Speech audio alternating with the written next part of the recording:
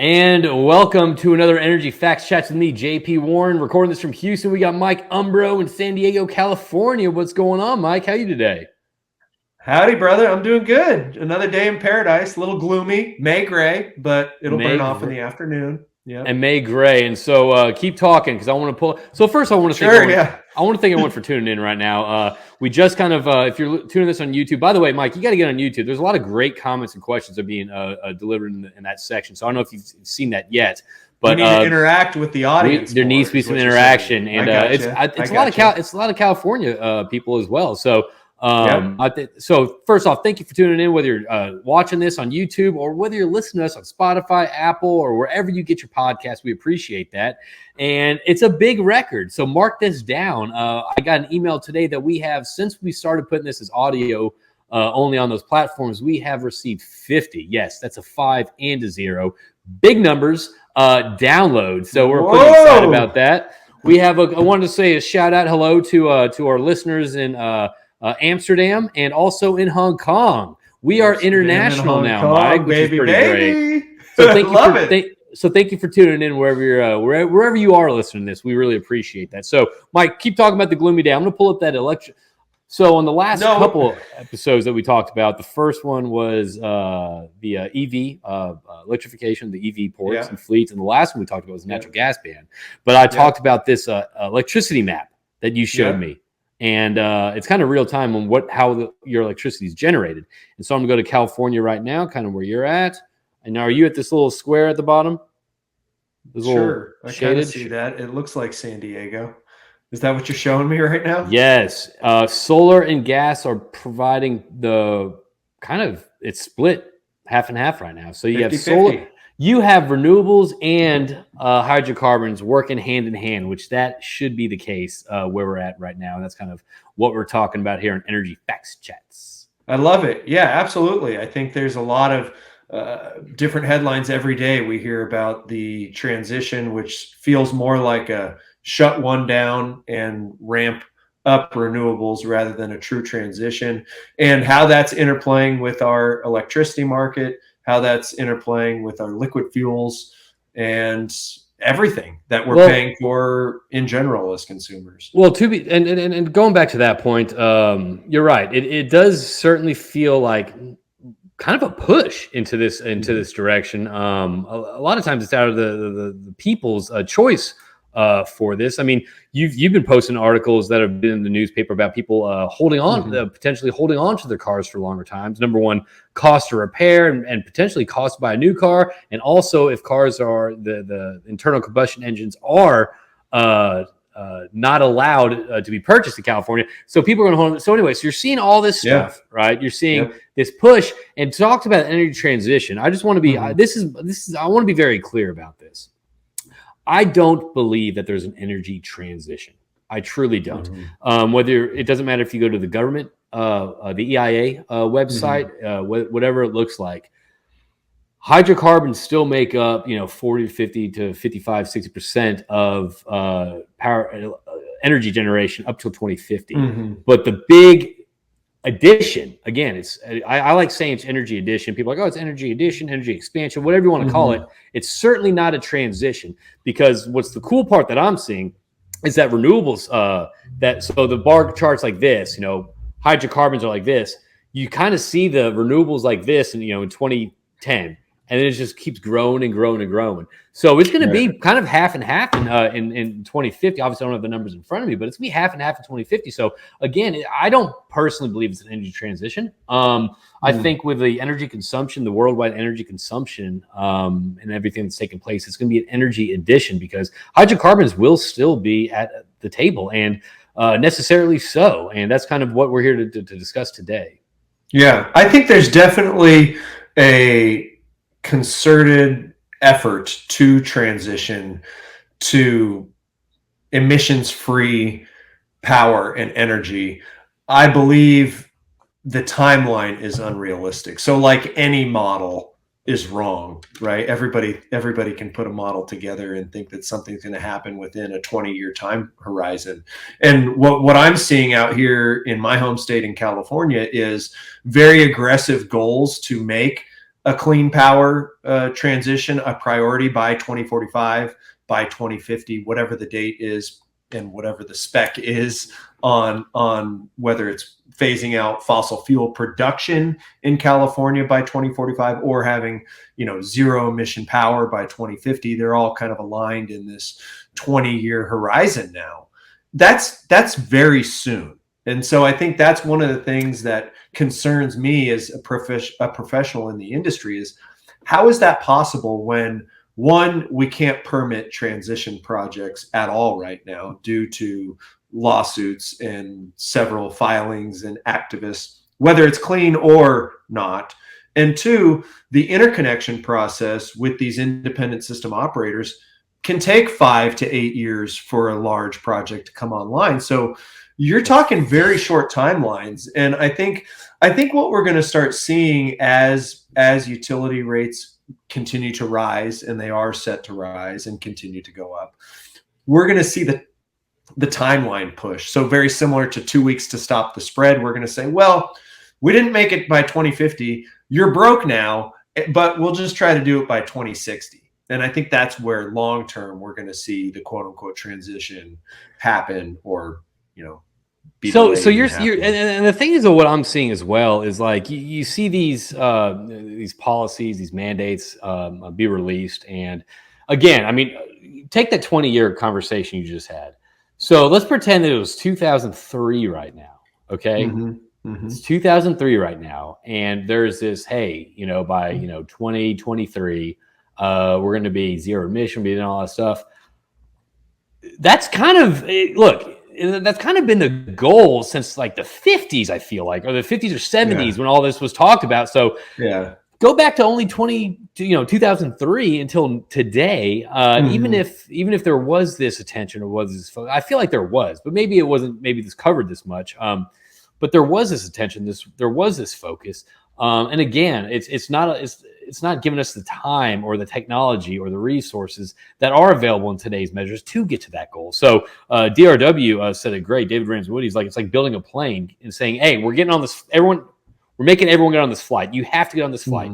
You take off, and we're landing in 2050. Oh, do we have the wheels, the landing gear designed? Do we have the landing gear? This, we don't have anything designed yet, but hey, we're going to be landing in 2050 on this plane, whether you like it or not, whether things are designed or not. So it's one of those kind of like you're kind of putting these timelines out there that probably aren't realistic, and that's unfortunate.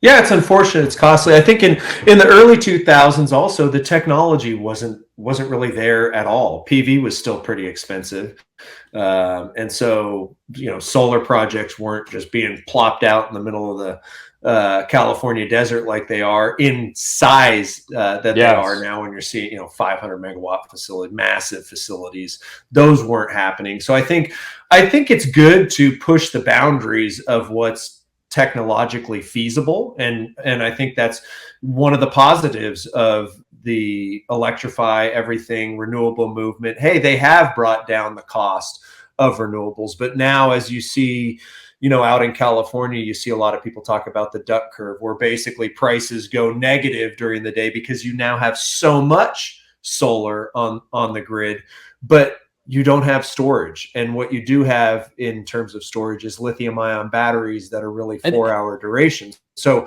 now you're seeing the storage side of the equation being pushed really hard because it needs to catch up to the cost efficiencies that have been had with the PV and solar and wind deployment.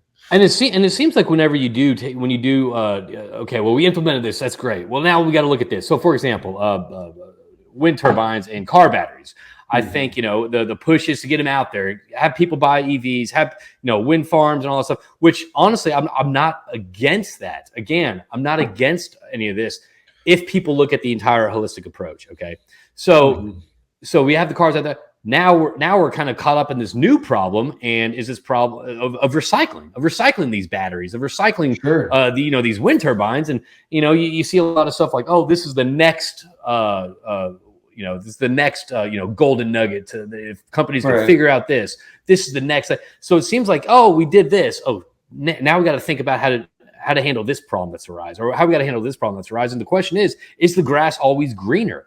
I mean, these batteries in these EV cars, I don't know the process of, I mean, I've read a little bit about the process of recycling, but when it comes to like the in-depth side of it, I don't know about it. But I would assume that it's a very costly, and can you recycle the batteries to the capacity or the efficiency you want to? Yeah, I think that's going to be a costly endeavor, but also beyond that, they're not truly long duration storage mechanisms. And I think Right. that's one of the big things that I see that very few people are talking about is the quote unquote seasonal event or seasonal storage need. And we saw that and felt that in California in December. And to me, what a seasonal event means is a long period of time where you don't have the characteristics, either weather-wise, climate-wise, whatever, that supports wind and solar. So what did we have in California this winter? We had a very cold, wet, overcast, rainy winter. Everybody across the country knows about how much rainfall we got. Well, the whole month of December was cloudy, and January was cloudy. So that takes and away. not only that, the daytime is very short in those months, right? You got sunset basically at 4:15 in the afternoon. And so that takes away your PV generation. And then generation. What is PV? What is PV generation? Photovoltaic. Your traditional solar PV photovoltaics that are mass deployed on rooftops, on industrial settings in the desert where they're massive scale. Those systems were not functioning in those rainy conditions, right? You're going to get a fraction of the solar irradiance from the sun that you need to efficiently operate those systems. So when we're talking about, hey, we need a fully electrified and fully renewable, grid and system for transportation and everything, nobody's talking about the fact that even the very storage projects that are being touted today, let's talk about pumped hydro that is being deployed. Let's talk about pumped compressed air in deep mining shafts, very innovative projects. They're all predicated on having cheap solar power during the day to recharge their battery systems at, a penny a kilowatt hour. That's the whole business model, right? Or if it's with a lithium ion battery, they say, the levelized cost is like 3 cents a kilowatt hour. Well, is the levelized cost 3 cents a kilowatt hour when you're paying $50 an MCF for natural gas to charge the battery in a cloudy month of December? No, it's all broken. And that's when you saw Californians get $1,000 a month utility bills in the months of January and February because we had seasonal events. And so it's a long way to get to this conclusion, but what do we know, or what do the scientists tell us is happening with climate change? We're going to have wetter wet periods. We're going to have drier dry periods. We're going to have more extreme seasonal events. We're going to have weird things happen in places that don't, San Diego is going to get more rain than it's received in 20 some odd years. It happens. And so now we're at this moment where we've had a fair amount of solar photovoltaics put on the grid. We've had wind fully developed in California. Now they're trying to go offshore in Northern California. But we still don't have any storage mechanism that is going to bridge that 30-day period, not a 4-hour period, that 30-day period where you have a weather system or multiple weather systems that are throwing a massive fly in the ointment and totally just blowing up the whole system.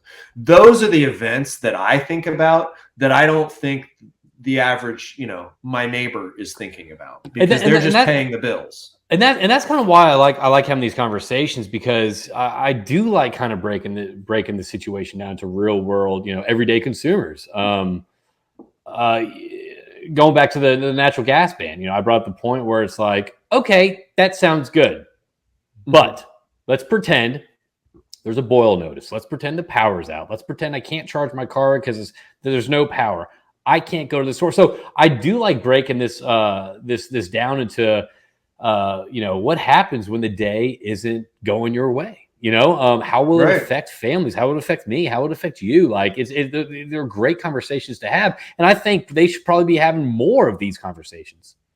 We absolutely should be. And unfortunately, we're not, because what I see, for example, California this week just signed on to a non-proliferation of fossil fuels treaty, an international treaty that isn't law, but it basically says, hey, California is going to phase out the use of fossil fuels. And Mr. President in Washington, D.C., California would like you to also sign on to this non-proliferation of fossil fuels treaty. So it's going to the federal level, and where it goes from there, maybe nowhere. Maybe it's just lost in the noise of DC. But instead of having these very critical conversations of how do we build resiliency into a clean grid? How do we make sure we have a clean grid, but also one that works in any seasonal situation? We're not. Instead, we're getting more of this virtue signaling. Hey, we're the state that consumes more fossil fuels than any other state other than Texas, but we're going to phase it out. And I'm sitting there like, great. What are we going to do?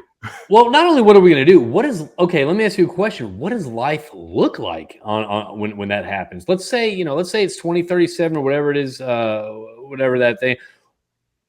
You're phasing out fossil fuel consumption. What is it phasing out? Because here's the deal: California's consumption is not declining. Okay, it might be being produced less. It might be being shipped in from other countries or outside the state, but it still needs 2,000 calories to survive on its diet, to have a healthy diet, right? So where is it going to, what does that look like for, I guess, the consumption of fossil fuels? I mean, what is, and that's what I see as you started this show with. The mix is basically 50-50 right now, renewables and natural gas today in San Diego.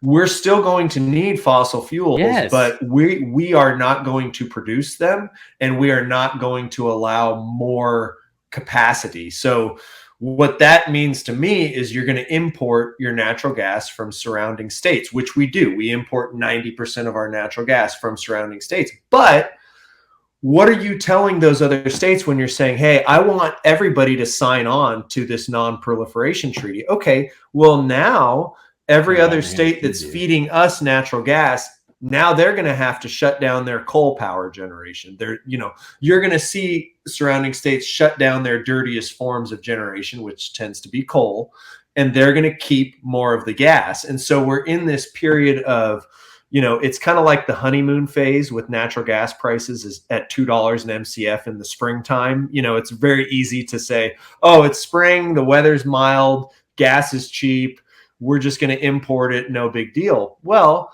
what's going to happen in Germany this winter? We talked about it, you and I, through December. They got a mild winter. Well, now they've shut down their last nuclear reactors, and they're switching them back onto the coal.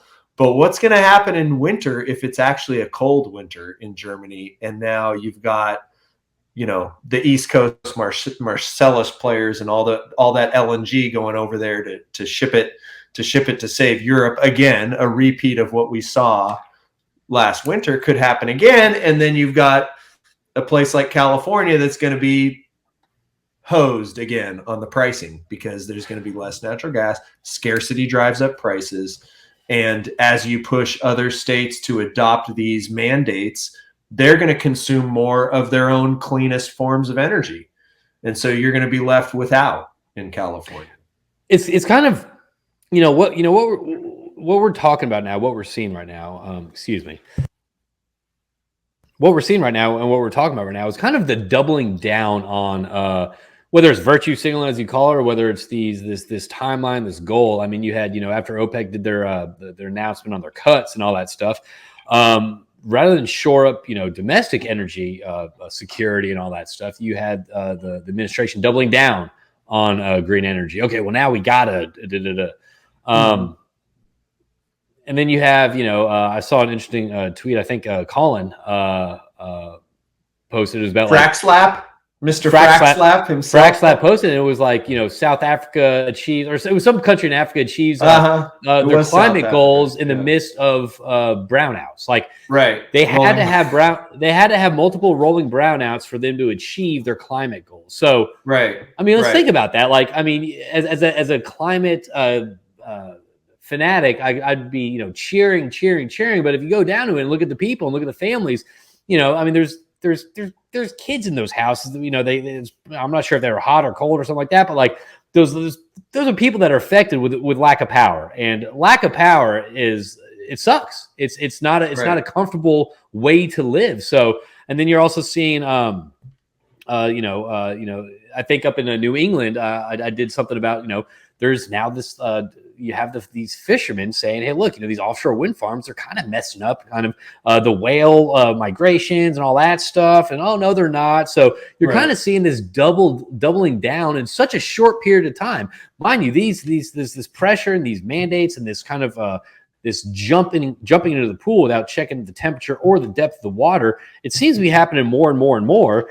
Without saying, I would assume, as a scientist, you kind of want to do an experiment, see kind of what happens before you kind of like dive in a little bit more, whatever that looks like. And it just seems like we're not, let's say this, let's keep saying this, let's keep on doing this, let's keep on mandating this. Oh, what's going to happen, in a year and a half or 18 months or, 2 years from now? Well, we don't know, but we're going to keep on. So I feel like there needs to be okay, well, let's take a breath. Let's work together on all energy sources, because here's the deal. California shuts this down. I mean, you and I both know, and again, this doesn't get a lot of conversation, but that the demand's not going away. So you got to get from somewhere. You got to get your calories. California needs its calories from somewhere else. And that's most likely going to be from a nation that really doesn't have the regulations, the environmental regulations that the U.S. has, especially California has. Actually, it's kind of one of those things where if I was to produce somewhere and I want to be the most environmentally conscious, where in the world would I produce it? It'd probably be in California.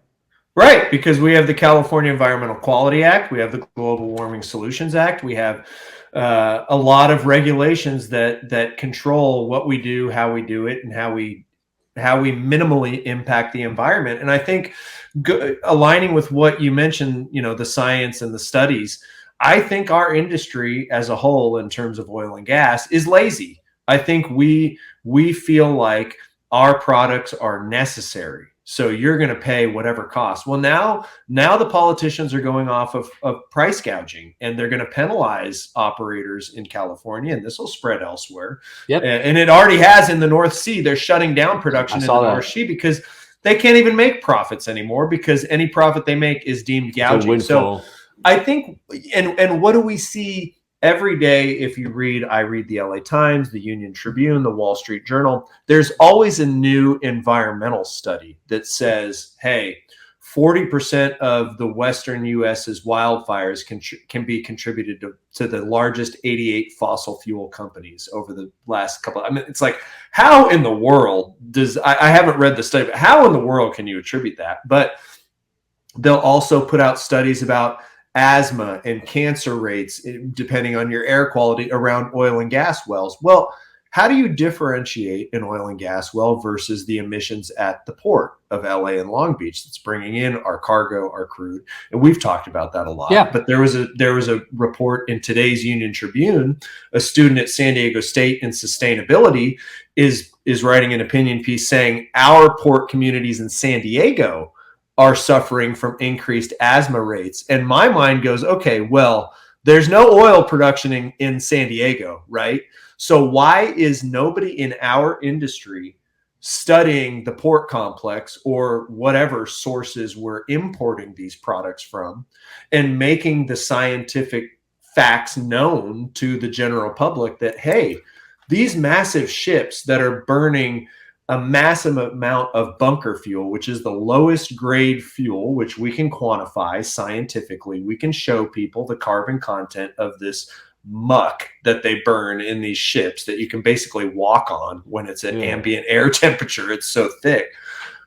It all goes into this issue, this critical issue where our industry does not want to self-reflect. And I think that's the bridging moment, kind of tying this all together with the renewable side, which I would love to be a part of. I'm trying to be a part of it with my project in Kern County, implementing concentrated solar and marrying that with the reservoir. We need to find ways to work together with the environmental community and end this headbutting, because it's not going to stop. You know, the environmental side is very effective at constantly putting out economic, environmental studies, human health studies, and we do not. We do not. And for the record, those that are tuning in, you were listening to someone who actually went to get their master's in environmental on the environmental side. That's you, Mike. I'm talking about you. Yeah. We don't need to talk about me. It's important. But that is important. That is important. You aren't coming here being like, oh, you have a degree in this. That's right. Look, whether you want to highlight it or not, I'm highlighting it for you. You got to teach your own brother. All right, so I would like, if you don't mind, and I'm not sure, this might be another discussion to have, but it's kind of a good way to kind of leave this discussion. So let's frame on how people should approach an energy conversation. Okay. I'm not saying get down in the weeds. I'm not saying get in the data of X, Y, and Z, because it's taking, again, a very passionate, it's taking a very religious stance, whether it's very similar to kind of what was happening in the U.S. during COVID times. It was mask, no mask, vaccine, no vaccine, social distance, no social distancing. It was very hot. It was a very hot topic, and it seems like energy is getting to that point right now. It's being politicized, it's in the limelight. So I would have to say, and this is my hot take, okay, you can have a hot take too. I would say whenever you're having a conversation about energy, and even whatever side of the aisle you're on, you want to, I say, come to the middle. Come to the middle. That's when you're going to have the most dialogue. That's when you're going to have the most dialogue, and also those constructive conversations. So number one, you have to recognize the necessity of energy. Okay. Right. Then communicating on the phone, driving to work, picking your kid up from school, going to the grocery store, getting groceries, the groceries at the grocery store. You have to understand the necessity of energy, whether it's ordering Amazon packages, whatever that is. Okay, so we need energy for comfort, all right, to live. Okay. And that's another thing too. That segues in the comfort side of things. Without energy, without reliable, affordable, and abundant energy, life is not comfortable. And that's just it. I mean, it's so easy as in a civilized Western world to be like, oh, well, why don't we just do this? A lot of the world doesn't have that. And I actually highly recommend grabbing Liberty Energy's. Yes, I have a copy. It's free. You sign up and they give it to you. Bettering Human Lives, and it's does such a great job on looking at all forms of energy, and it kind of funnels it into a human flourishing piece of it. And it's very honest, very transparent. It's also very self-reflecting, which I love about it. It's not like, oh, we do everything right. It talks about that. The third thing is obviously environment. You know, we talk about hydrocarbons and XYZ, you know, phasing it out, switching this, switching that. It doesn't change the calories you need. So the question is, where are you getting your food source? Is it local or is it in some factory halfway around the world? Okay. Two other things I want to talk about: reliability. You need to talk about the reliability. You're talking about, you know, cloudy days. You're talking about rainy days. Not a lot of wind, not a lot of sun. Also not a lot of storage. So you have to talk the reliability of things. And just because if you see an article that says this technology could lead to this, or this could lead, you know, most could lead to this, that doesn't mean it's happening. So reliability, price. We all like cheap energy. And the last thing I would say is continue to support technological advances when it comes to renewables. Avoid the push. Don't be pushed. I don't think we need, as a society, it's kind of like quitting smoking. You know, you and I were talking about this. I mean, obviously it's great to go cold turkey, but then again, it's not really fair, because if you quit cold turkey, it's immediate benefits. The benefits from the renewable side, whether it's batteries, mining of all this stuff. So it's not really an apples to apples comparison, but I think it's important to support the technology advances when it comes to batteries, when it comes to all this stuff, but careful about being pushed into that as being forced. Yeah. So that's kind of my thing. It's necessity, comfort, environment, reliability, price, and supporting and pursuing the technological advances. Yeah. That's all. I like that. I like that. Mine, I feel like we always hear this term, getting a seat at the table, right? So I think it's important to maybe like be from a bird's eye perspective looking down at the table, right? I think fossil fuels, the industry, the goal of policymakers and maybe not the goal, but what we've done is we've been put in the penalty box. I feel like we're not even at that table anymore. Yeah. We're out at the kiddie table. Like, you guys are the reason that we're having to deal with all this. So we're going to put you over there. And over here at this table, we're going to design the energy systems of the future. Without you, you're not in this transition. The policymakers are at this table. The environmental activists are at this table. The utilities who control how we get our power are very much at this table.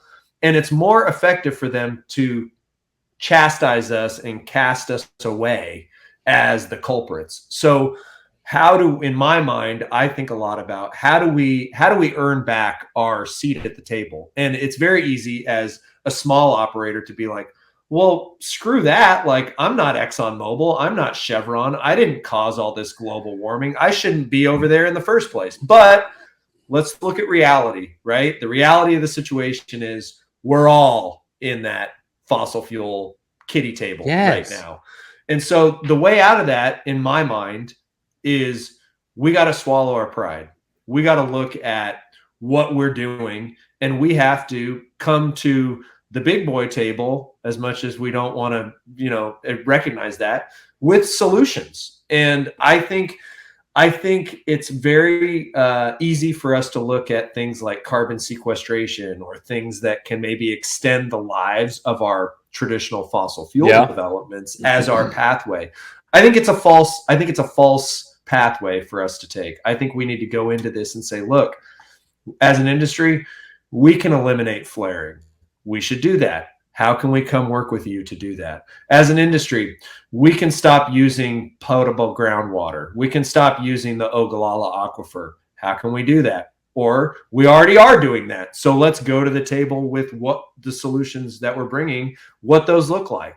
Let's go to that table without a combative approach. Let's say, hey, we've got a lot of smart engineers over here. How can we work with you to store thermal energy in the reservoir and give you the resiliency that your grid needs? So I think it takes an approach that's less combative. And I know we're all on Twitter, and sometimes I feel like, oh man, am I calling out some of the climate stuff too aggressively? I try to just point out the flaws, but I think we do. And maybe this is a next great episode. And I've tried to connect with some people on Twitter that are from the climate tech space to come on and talk about, like, what are your views of our industry? Like, do you believe we absolutely shouldn't exist despite the fact that we are the only thing backing up the grid with a 24/7 capability? Do you really believe that? Or are there ways that we can work together? So I think it just takes us, some time to go through the stages of grief of like, oh man, we really are like public enemy number one right now. And how do we as an industry stop just talking amongst ourselves over here at this kiddie table? And how do we earn our way back into the main conversation before, we have blackouts, before we have $10 gasoline? Hey, can we help you? Can we help you? Then it gets to that point, and it's again it's instead of addressing the issue, it's going to be more blame. It's going to be more the fossil fuel industry making. So it's having these conversations before these things happen. So there is a little bit of knowledge or light shined upon. Maybe it's not the finger pointing that's going to solve this issue. Maybe it's kind of working collectively with all energy sources. So I love that. I love that take. So let's get out of the kiddie table. Anything else to leave us with, Mike?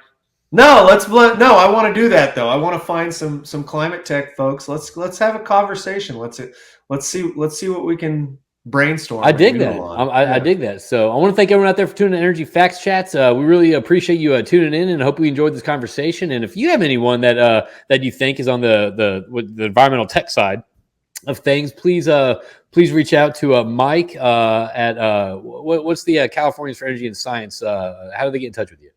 Our website is energyandscience.com. Click join us. That email will come right to me, and put what you got in there, whatever the comment is. And we'd love to invite folks into what's happening in California on the energy system side. And it's just www.energyandscience.com. And we'll get the email and plug you into our group. And if you're watching this on YouTube, you can find that website right here again, www.energyandscience.com. All right, everyone. Thanks for tuning in, Mike. Always good chatting with you. We look forward for the next Energy Facts Chats. Absolutely.